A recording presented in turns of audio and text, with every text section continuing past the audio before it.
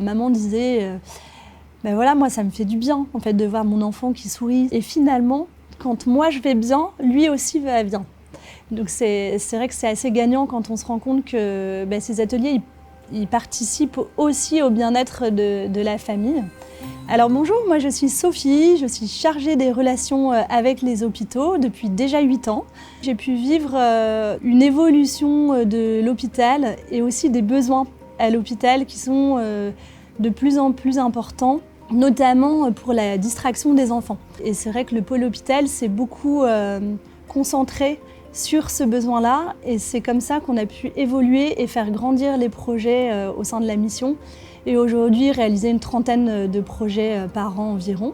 Il y en a un notamment qui concerne des animaux, c'est de la zoothérapie. C'est assez extraordinaire de voir ça à l'hôpital puisque les animaux normalement sont strictement interdits dans les hôpitaux. Alors il y a tout un protocole. J'ai pu voir notamment des enfants qui se sont complètement illuminés au regard de ces animaux, notamment par le fait de les toucher, de les caresser, les nourrir, d'être soigneurs eux directement.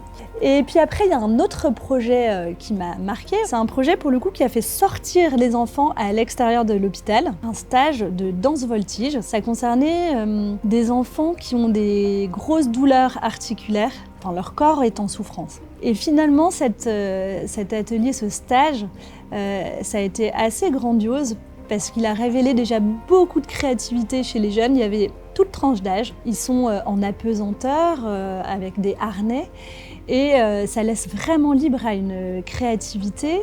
Et il y a un jeune garçon d'une quinzaine d'années, il a choisi de faire son petit show tout seul. Il avait fait une mise en scène avec une créativité incroyable et il a été tellement valorisé par cette prestation qu'ensuite tout le groupe était en admiration envers lui et puis lui ça lui a permis aussi de vivre des choses positives avec son corps alors qu'il a un corps en souffrance et le médecin qui était avec nous, qui accompagnait, disait mais voilà, moi je suis des jeunes qui sont en souffrance quasi permanente et des instants comme cela, j'en vois pas souvent.